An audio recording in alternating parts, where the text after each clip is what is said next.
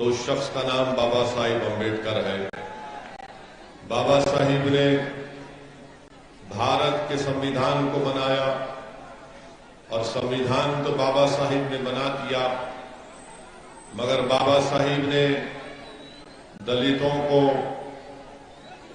ونچت سماج کو، پچھڑوں کو، مسلمانوں کو، آدیواسیوں کو یہ پیغام دیا کہ سمویدھان تو ہم نے بنا دیا، ووٹ ڈالنے کا اختیار بھی تم کو دے دیا گیا ہے، مگر اگر تم کو سمویدھان میں جو پریامبل میں کہا گیا کہ لبرٹی، ایکوالٹی، فریٹرنٹی، جسٹس، بھائی چارگی، انصاف،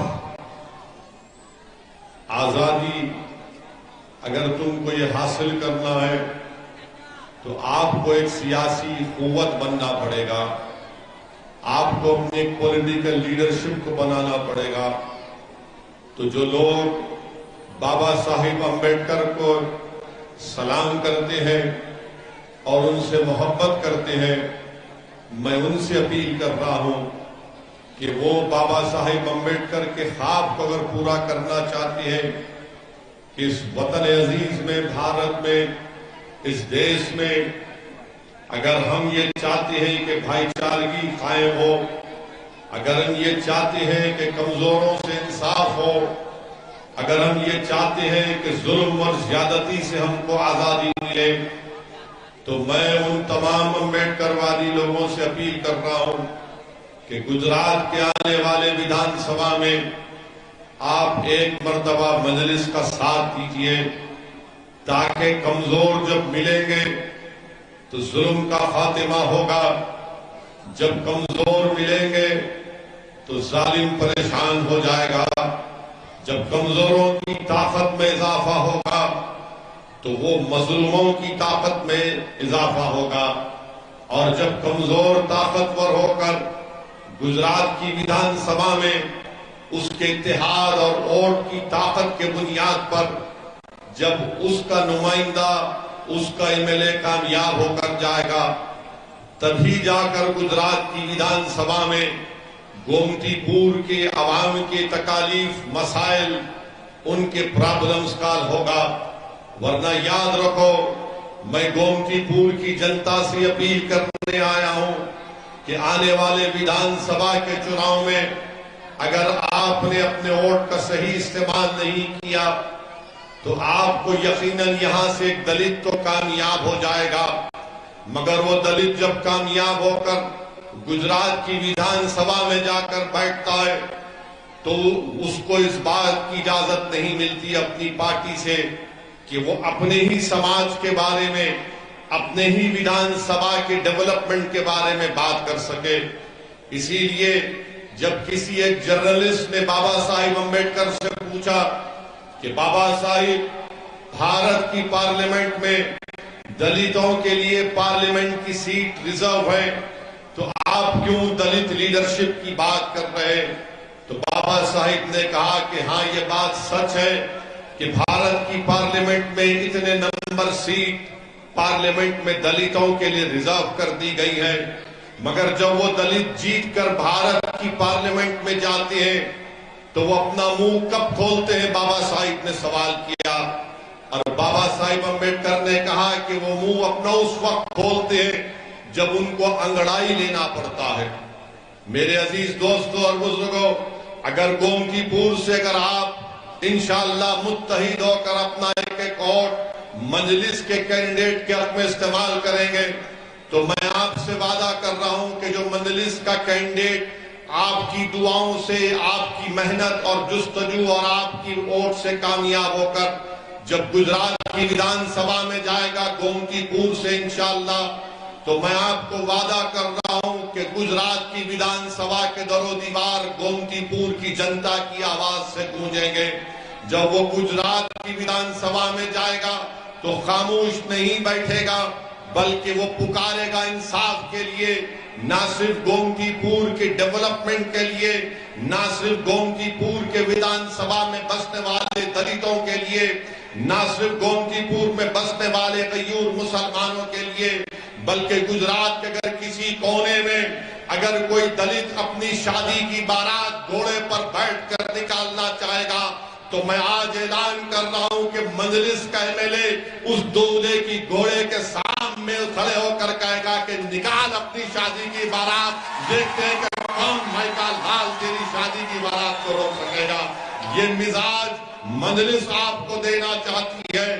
اب ڈر ڈر کر زندہ نہیں رہیں گے، اب ڈر ڈر کر زندہ نہیں رہیں گے، اب گھٹ گھٹ کر اپنی زندگی کو نہیں گزاریں گے، اپنی آنکھوں میں آنسو لا کر مایوسی کو اپنائیں گے نہیں، بلکہ بھارت ہمارا وطن ہے اور رہے گا۔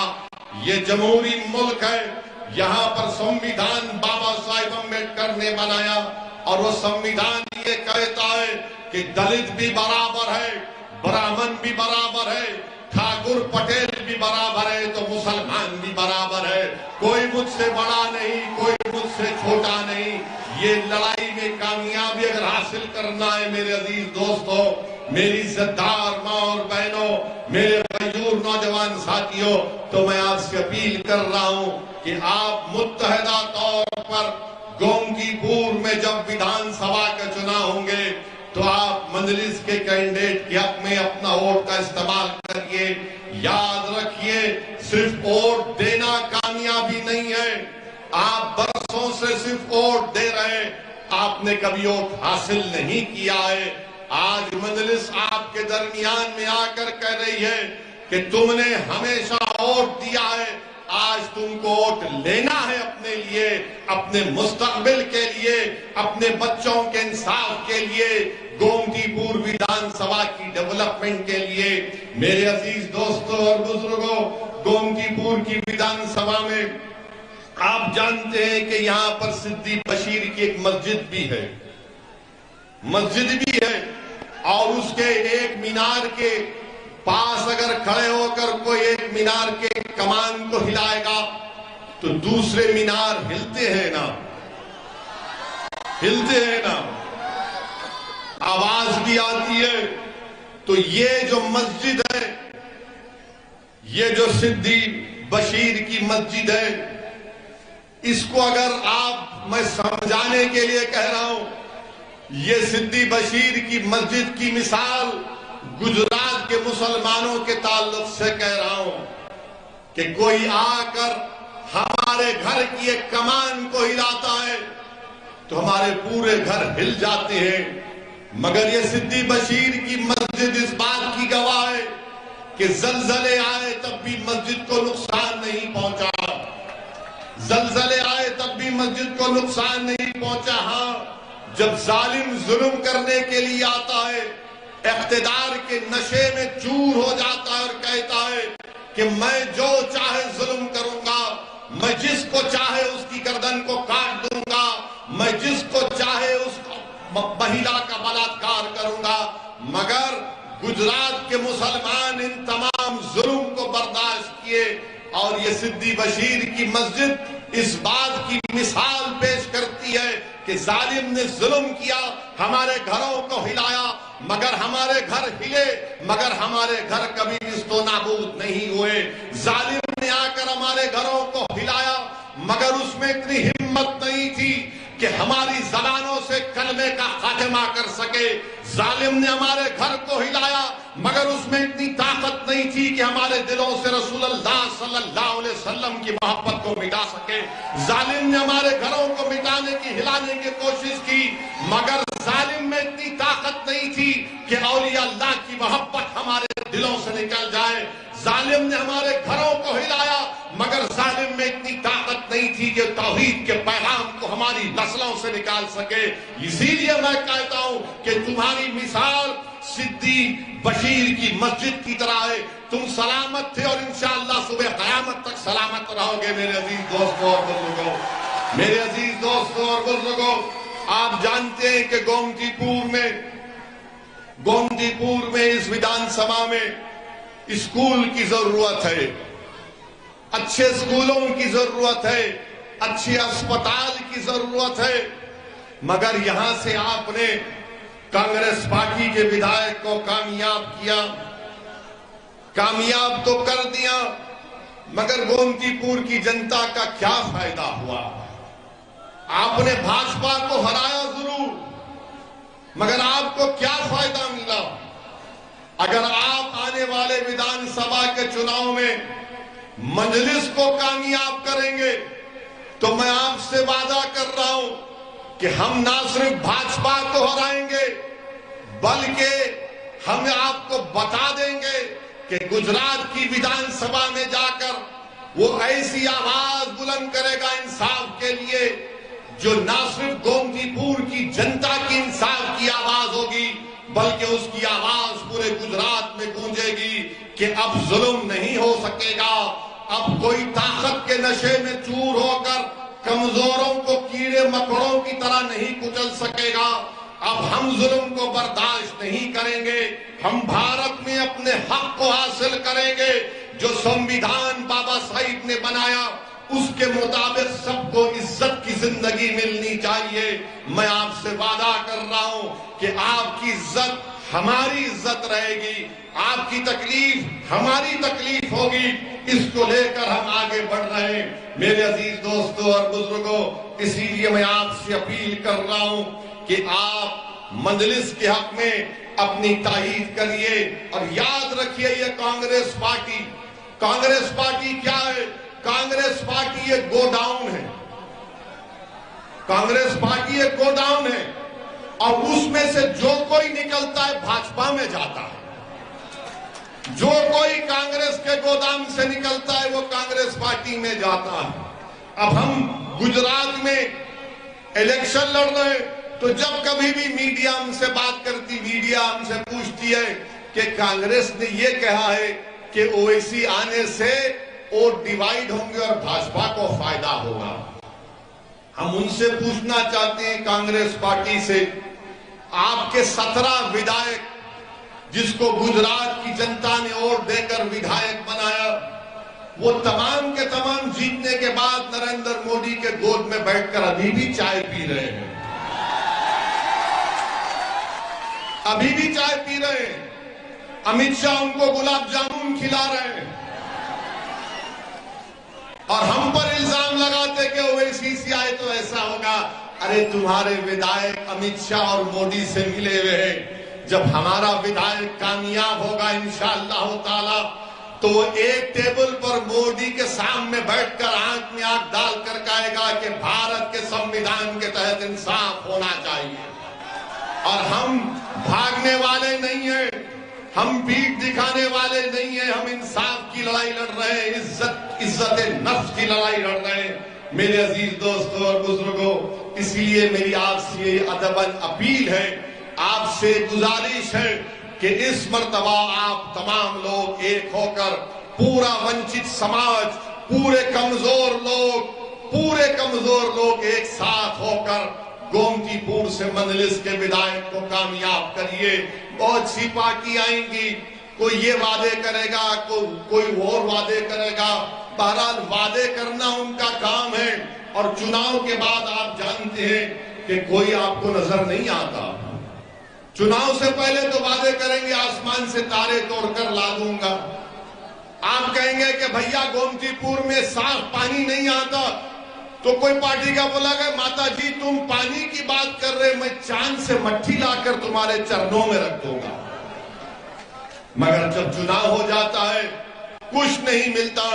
इसीलिए मैं आपसे अपील कर रहा हूं कि इस बार आपको सोच समझकर अपने सियासी फैसले करने की जरूरत है।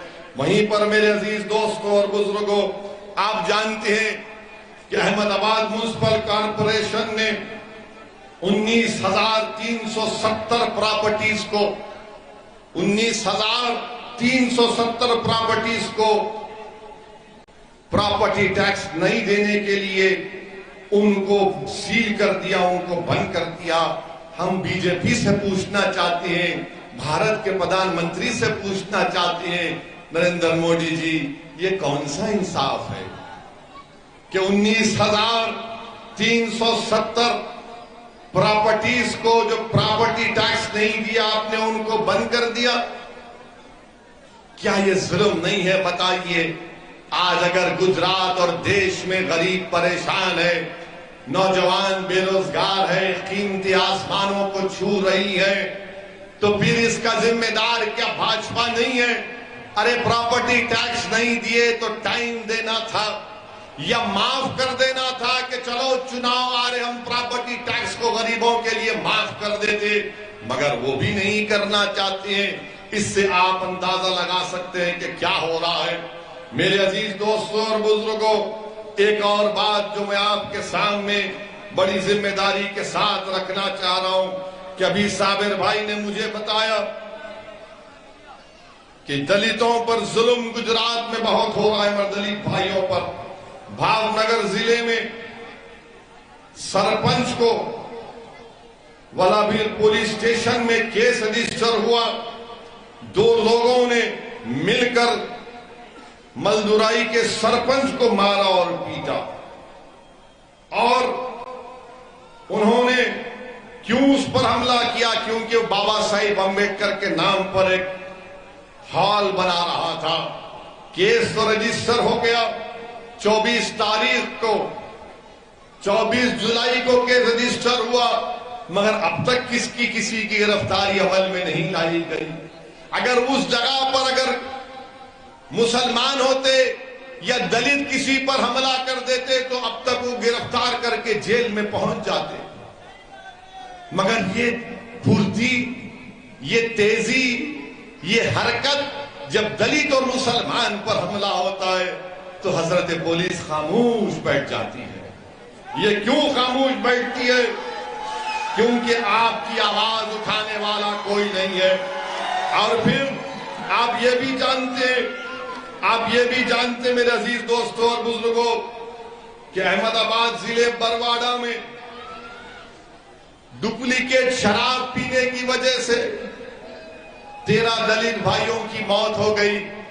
دیش کے پردھان منتری، کاش آپ 500 اور 1000 کی نوٹ نکالنے کے بجائے بولتے کہ پورے دیش سے شراب اور ڈپلیکیٹ شراب کو میں بند کر رہا ہوں، مگر دیش کے پردھان منتری نے کہا 500 گئی، 1000 گئی، مگر پیسہ تو سب کے پاس ابھی ہے، مگر کون مر رہا ہے؟ ڈپلیکیٹ شراب پی کر برواڑہ میں 13 دلت لوگوں کی موت ہو گئی۔ بتاؤ بھاجپا والوں، یہ گاندھی کا دیش، یہ گاندھی کی سرزمین، سردار پٹیل کی سرزمین، یہ عظیم لوگوں کی سرزمین، یہاں پر ڈپلیکیٹ شراب مل رہی ہے، بلکہ آفیشلی بھی ملتی ہے سنا میں یہاں پر۔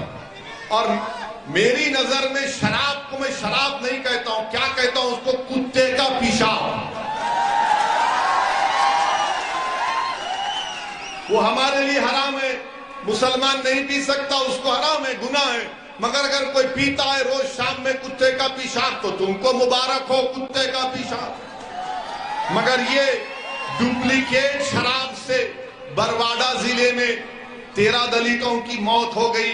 کیا کر رہا ہے بھاجپا کی حکومت گجرات میں، کیا کر رہی ہے؟ میرے عزیز دوستوں اور بزرگوں، جیسا کہ میں نے آپ سے کہا کہ ہم اس سال بھارت کی آزادی کے 75 سال کو منائے ہیں۔ میں پوچھنا چاہتا ہوں بھاجپا کے لوگوں سے کہ کیا آپ جانتے ہیں آر ایس ایس کے لوگ، ابھی آر ایس ایس کے لوگ تو کبھی بھارت کی آزادی میں کچھ نہیں کیا، انہوں نے نہ لٹھ پرائے، نہ چڈی پہن کر پرائے، کچھ نہیں کیا انہوں نے۔ دیش کی آزادی میں آر ایس ایس کا کوئی رول نہیں تھا۔ اب گجرات کی سرزمین پر میں پوچھنا چاہ رہا ہوں بھاجپا کے لوگوں سے، مڈیجی گاؤں میں کیا جانتے ہیں بھاجپا والے شاہ بیگ مکرانی کون تھے؟ احمد آباد سے 150 کلومیٹر ہے، مڈیجی ایک جگہ ہے۔ شاہ بیگ مکرانی کون تھے؟ شاہ بیگ مکرانی ایک ہندو ٹھاکر تھا، راجا تھا۔ جب سن 57 میں انگریز اپنی فوج لے کر اس ہندو راجا کی حکومت کو ختم کرنے کے لیے پہنچے تو شاہ بیگ مکرانی رحمت اللہ علیہ اس گاؤں کے ٹاور پر کھڑے ہو کر تیر برسانا شروع کر دیے۔ شاہ بیگ مکرانی رحمت اللہ علیہ نے خوب تیر برسایا، کئی انگریزوں کو ختم کیا، تو آخر میں انگریزوں نے کیا کیا کہ اس توپ لگا کر توپ سے اس ٹاور پر توپ سے شعبیک مکرانی کو شہید کر دیا. بتاؤ بھاجپا والوں، شعبیک مکرانی کو خراج عقیدت نہیں پیش کریں گے؟ بھارت کے پردھان منتری، آپ من کی بات میں نہیں کہیں گے کہ شعبیک مکرانی نے بھی بھارت کی جنگ آزادی میں اپنی جان کو قربان کیا؟ شعبیک مکرانی کا ذکر نہیں ہوتا، عباس طیب جی کا ذکر نہیں ہوتا. میرے عزیز دوستوں اور بزرگوں، یاد رکھو، اس دیش کی آزادی میں جتنا مسلمانوں نے اپنا خون پسینہ بہایا، سب سے زیادہ اگر انگریزوں کے خلاف کسی نے اپنی جانوں کو قربان کر دیا تو اس کمیونٹی کا نام مسلمان ہے. ذمہ داری کے ساتھ کہہ رہا ہوں، سن 57 کی جنگ آزادی، انگریزوں کے خلاف جہاد کا فتویٰ علامہ فضل خیر آبادی مولانا احمد اللہ نے پیش کیا. علامہ فضل خیر آبادی کالا پانی کی سزا کاٹے، اور جب 3 سال کے بعد ان کے بیٹے نے ان کی آزادی کا آرڈر لے کر کالا پانی کو پہنچے تو اسی دن علامہ فضل خیر آبادی کا انتقال ہو گیا. اس دیش کی آزادی میں ہم سب نے مل کر لڑائی لڑی، مگر افسوس کے ساتھ کہنا پڑتا ہے کہ بھاجپا ہو یا کانگریس ہو، وہ مسلمانوں کی قربانیوں کو فراموش کر چکے ہیں. تو یاد رکھو، جنہوں نے اس دیش کے لیے اپنا خون پسینہ بہایا ان کو بھی یاد رکھو، مگر جنہوں نے اپنی جانوں کو قربان کر دیا، جنہوں نے اپنے خاندانوں کو برباد کر دیا، ان کو نہیں بھول سکتے، ان کو بھی یاد رکھنا پڑے گا. میرے عزیز دوستوں اور بزرگوں، وہیں پر آپ جانتے ہیں کہ آج سے چند دن پر بلکہ آج کے دن، آج 10 سپٹمبر ہے، اور 10 سپٹمبر پوری دنیا میں منایا جاتا ہے کہ سوسائیڈ کنٹرول کا دن، مانے خودکشی کو روکنے کا دن آج منایا جاتا ہے. 10 سپٹمبر کو پوری دنیا میں، وشو میں سوسائیڈ یعنی خودکشی کو روکنے کا دن کے طور پر منایا جاتا ہے. ہم بھارت کے پردھان منتری نریندر مودی جی سے پوچھنا چاہ رہے ہیں، دیش کے پردھان منتری، 2021 میں بھارت میں 1,65,000 لوگوں نے خودکشی کر لی. کتنے لوگوں نے سوسائیڈ کیا؟ 1,65,000 لوگوں نے. ہم دیش کے پردھان منتری سے پوچھ رہے ہیں، اگر بھارت وشو گرو بن چکا ہے تو خودکشی کیوں کر رہا ہے غریب؟ بتاؤ دیش کے پردھان منتری اور بھاجپا والوں. اگر بھارت ورلڈ کا سپر پاور بن چکا ہے تو پھر غریب سوسائیڈ کیوں کر رہا ہے؟ میرے عزیز دوستوں اور بزرگوں، آپ کو جان کر تکلیف ہوگی کہ اس میں سب سے زیادہ سوسائیڈ کرنے والے ڈیلی ویجر ہیں، مزدور ہیں، جو صبح اٹھ کر اپنی اولاد کا پیٹ بھرنے کے لیے مزدوری کرتا ہے. سب سے زیادہ سوسائیڈ کرنے والے وہ ہیں. آپ کو جان کر حیرت ہوگی کہ 15 اور 29 سال کے درمیان میں جو مہیلائیں جو سوسائیڈ یا خودکشی کرتی ہیں وہ شادی شدہ ہیں. کیوں خودکشی کر رہی؟ کیونکہ گھر چلانے کے لیے پیسے نہیں ہیں. اور پھر اس کے بعد یہ بھی بات سامنے آئی کہ 2018 سے 2020 میں 25,000 لوگوں نے خودکشی اس لیے کی کیونکہ بے روزگار تھے، بینکرپسی کا شکار ہو گئے. دیش کے پردھان منتری، کیا آپ کی ذمہ داری نہیں ہے کہ آپ ان یواؤں کو نوکری دیں؟ دیش کے پردھان منتری، کیا آپ کی سرکار کی ذمہ داری نہیں ہے کہ وہ مہیلا جو اپنے گھر میں پیسے نہیں ہونے کی وجہ سے خودکشی کر رہی ہے آپ اس کو روکیں؟ کیا دیش کے پردھان منتری آپ کی ذمہ داری نہیں ہے کہ وہ مزدور جو صبح اٹھ کر محنت کرتا ہے مگر سب سے زیادہ خودکشی 2021 میں کیا تو مزدور نے کیا؟ بتاؤ دیش کے پردھان منتری، کس بنیاد پر آپ بھاجپا کو ووٹ دینے کی بات کر رہے ہیں جب مزدور خودکشی کر رہا ہے؟ ہماری بیٹیاں گھر میں پیسہ نہیں ہے خودکشی کر رہی ہیں، نوجوان خودکشی کر رہا ہے، نوکری نہیں ہے. بتائیے آپ، یہ ہمارے دیش کا حال ہے. میں یہاں پر کھڑے ہو کر ان تمام لوگوں سے اپیل کر رہا ہوں جن کے پاس پیسے نہیں ہیں، جو مشکلات میں زندگی گزار رہے ہیں، جو بھاجپا حکومت کے غلط فیصلوں کی وجہ سے ان یواؤں کا مقدر بے روزگاری بن چکا ہے. میں ان تمام سے اپیل کر رہا ہوں، میری بیٹیوں سے، میری ماں اور بہنوں سے، میرے نوجوانوں سے اپیل کر رہا ہوں کہ اپنی جان مت لو، اپنی جان مت لو، تم اپنی جان لوگے تو تجھ سے تمہارا نقصان ہوگا۔ تم زندہ رہو، تم اللہ سے امید رکھو، یاد رکھو تم جد و جہد کرو، لڑو، اور اگر تم کسی نیتا سے ناراض ہو، کسی سرکار سے ناراض ہو تو اس ناراضگی کو اس کے خلاف ووٹ ڈال کر استعمال کرو، مگر خدا کے لیے اپنی جان کو مت گنواؤ، خودکشی مت کرو۔ خودکشی مایوسی کی نشانی ہے۔ تم لڑو سسٹم سے، تم لڑو اپنے حق کے لیے، تم روڈ پر نکل کر آؤ، تم مورچہ نکالو، تم مجھ سے بات کرو، ہم تمہاری لڑائی لڑیں گے، مگر خبردار تم کبھی اپنی جان کو نہیں گنوانا، تم اپنی جان نہیں دینا، تم زندہ رہنا۔ اور اگر تم سمجھتے ہو کہ کوئی حکومت، کوئی پارٹی تمہارا ساتھ نہیں دے رہی تو تم اس کے خلاف ووٹ دو، تم موت کے آغوش میں مت جاؤ، مگر اس پارٹی اور سرکار کے خلاف دے کر اس کو ایک سیاسی ڈیتھ دو، اس کو سیاسی موت دے دو اس کو۔ میرے عزیز دوستوں اور بزرگوں، پھر آپ یہ بھی جانتے ہیں کہ ایک اہم مدعا گجرات کا جو آپ کے سامنے آیا وہ یہ ہے میرے عزیز دوستوں اور بزرگوں کہ نریندر مودی کی بھاجپا کی سرکار کہتی ہے کہ راشٹرواد ہمارے لیے بڑا اہم ہے۔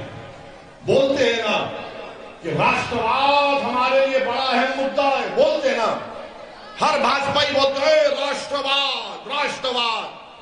آپ کو معلوم ایک گجرات کا بیٹا جس کا نام لانس نائک گوپال سنگھ بھدوریا، جس نے کشمیر میں پاکستان سے آئے آتنکوادیوں سے مقابلہ کرتے ہوئے اپنی جان کی عظیم قربانی دے دی، اس کا نام لانس نائک گوپال سنگھ بھدوریا ہے۔ اور گوپال سنگھ بھدوریا اس کو شوریہ چکر دیا گیا، اور کیسے ملا اس کے پریوار کو شوریہ چکر؟ پوسٹ سے بھیجا دیا گیا، پوسٹ سے۔ کیا گجرات کے مکھیہ منتری وہ شوریہ چکر کو لے کر گوپال سنگھ بھدوریا کے ماں باپ کے چرنوں میں جا کر نہیں رکھ سکتے تھے؟ جس نے بھارت کی زمین کو پاکستان کے ٹیررسٹوں سے مقابلہ کر کے اپنی جان کو قربان کر دیا، آپ پوسٹ سے بھیجاتے ہیں۔ واہ بھاجپائیو، تمہارا راشٹرواد تو دوغلا ہے، ڈپلیکیٹ ہے۔ تم اس گھر کو نہیں گئے، اس شہید کے گھر کو نہیں گئے جس نے آتنکوادیوں سے مقابلہ کر کر اپنی جان کی عظیم قربانی کو پیش کیا۔ تم نے گوپال سنگھ بھدوریا کو پوسٹ سے تم نے اس کے پاس بھیجا دیا۔ میرے عزیز دوستوں اور بزرگوں، میں آپ سے اپیل یہ بھی کرنا چاہوں گا کہ انصاف کی لڑائی لڑنا ہے مجلس کو اور آپ کو، اور میں اپنی بات کو مکمل اس وقت تک نہیں کر سکتا جب تک کہ میں بلقیس بانو کا ذکر نہیں کروں۔ بلقیس بانو صرف مسلمان کی بیٹی نہیں ہے، بلقیس بانو صرف ایک مہیلا نہیں ہے، بلقیس بانو ایک انصاف کا لڑائی کا نام ہے۔ جس مہیلا کو جو 5 مہینے کی پریگننٹ تھی، بڑی تعداد میں نوجوانوں کو دیکھ رہا ہوں، شاید نوجوان تم کو یاد نہیں ہوگا بلقیس بانو کا واقعہ۔ بلقیس بانو 5 مہینے کی پریگننٹ تھی، بلقیس بانو کے ساتھ 3 سال کی بیٹی تھی، بلقیس بانو کے ساتھ اس کی ماں تھی، اور دنگائیوں نے بلقیس بانو کو روک کر اس کی عزت لوٹی، اس کا بلاತ್ಕಾರ کیا، بلکہ جی نہیں بھرا تو بلقیس بانو کی ماں کا بھی بلاತ್ಕಾರ کیا۔ جب جی نہیں بھرا تو بلقیس بانو کے ساتھ جو مہیلا تھی ان کا بھی بلاತ್ಕಾರ کیا، اور ان ظالموں کا دل نہیں بھرا تو انہیں بلقیس بانو کے سامنے اس کی 3 سال کی بیٹی کے سر کو ایک پتھر پر مار کر اس کا قتل کر دیا۔ اس پر بھی دل نہیں بھرا ان جانوروں کا تو انہیں بلقیس بانو کی ماں کو اور دوسرے مہیلاؤں کا قتل کر دیا۔ بلقیس بانو رات کے اندھیرے میں چھپ چھپ کر آدیواسی بھائیوں بہنوں کے پاس گئی، انہوں نے اس کو کپڑا کیا۔ بلقیس بانو نے اس وقت کی گجرات کی پولیس کے پاس جا کر اس کے شوہر کو میں سلام کرتا ہوں، بلقیس بانو نے کمپلین کی تو پولیس نے کمپلین نہیں دیا۔ بلقیس بانو نے کمپلین دی تو دواخانے میں جب کسی کا بلاತ್ಕಾರ ہوتا ہے تو اس کا صحیح طریقے سے علاج نہیں ہوا۔ بلقیس بانو ڈٹی رہی، اپنی عزت کی لڑائی بلقیس بانو نہیں لڑ رہی تھی، بلقیس بانو انصاف کی لڑائی لڑ رہی تھی۔ مہاراشٹرا میں مقدمہ چلا، ٹرائل کورٹ نے سزا دی، ہائی کورٹ نے سزا کو برقرار رکھا، تو نریندر مودی کی بھاجپا نے، گجرات کی بھاجپا کی سرکار نے اپنی ریمیشن پالیسی کے تحت ان ظالموں کو، جنہوں نے بلقیس بانو کے ساتھ اس طرح کا برتاؤ کیا اور جنہوں نے بلقیس بانو کی عزت لوٹی، کون تھے وہ لوگ تم جانتے نوجوانوں؟ وہ بلقیس بانو کے پڑوسی تھے، جس کو بلقیس بانو چاچا کہہ کر پکارتی تھی۔ جس دن بلقیس بانو کا ریپ ہوا، بلاತ್ಕಾರ ہوا، بلقیس بانو اس کی دکان سے خریدی ہوئی چوڑیاں پہنی ہوئی تھی، اور جس نے بلقیس بانو کو اپنی بیٹی سمجھ کر چوڑیاں بیچی تھی، اسی ظالم کتے نے بلقیس بانو کی عزت لوٹی، اور ان کتوں کو بھاجپا کی سرکار نے رہا کروا دیا۔ بتاؤ بھاجپا کی سرکار، آپ ایسے کتوں کو چھوڑتے ہیں جو مہیلاؤں کا بلاತ್ಕಾರ کرتے ہیں، کہاں گئی آپ کی انسانیت؟ کہاں گئی آپ کی انسانیت؟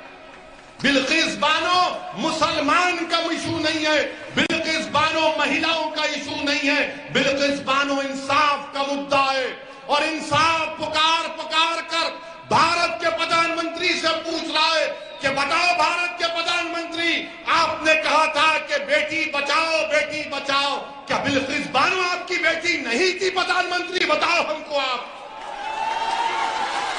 کیا بلقیس بانو آپ کی بیٹی نہیں تھی؟ بھاجپا والوں، کیا بلقیس بانو سے جو برتاؤ کیا گیا، بتاؤ کیا ظلم ہوا بلقیس بانو پر؟ آج بلقیس بانو اپنے گاؤں کو جانے سے ڈرتی ہے، بلقیس بانو اپنے گاؤں کو جانے سے ڈرتی ہے، اور کیا کانگریس نے بلقیس بانو کا نام لیا؟ تم نے سنا کانگریس کے نیتاؤں کی زبان سے بلقیس بانو کا نام؟ کسی اور کو جھاڑو والے نے نام لیا بلقیس بانو کا نہیں لیں گے۔ کیوں نہیں لیں گے؟ کیونکہ ان کو معلوم یہ لوگ کچھ بھی ہو جاؤ غلام ہے، ہم کو ووٹ ڈالیں گے۔ میں تم سے اپیل کر رہا ہوں کہ تم سوائے اللہ کے کسی کے غلام نہیں ہو، تم کسی کے غلام نہیں ہو۔ میرے عزیز دوستوں اور بزرگوں، یہ بلقیس بانو سے ایسا کیا گیا، اور بتائیے بھاجپا کی نریندر مودی کی سرکار دلی میں اس کی اجازت دے دی کہ ہاں ان کو چھوڑ دو۔ اور کیوں چھوڑا گیا ان ظالموں کو؟ ان ظالموں کو کیوں چھوڑا گیا؟ کیونکہ چھوڑنے والے نے کہا کہ یہ برہمن تھے، سنسکاری تھے۔ کسی ایک مہیلا کی بلاत्कार کرنا سنسکاری کام ہے؟ ایک مہیلا کی 3 سال کی بچی کو اس کے سامنے قتل کرنا سنسکاری کام ہے؟ میرے عزیز دوستوں اور بزرگوں، یہی ناانصافیوں کے خلاف ہم آپ سے اپیل کر رہے ہیں کہ آپ مجلس کا ساتھ دیجئے۔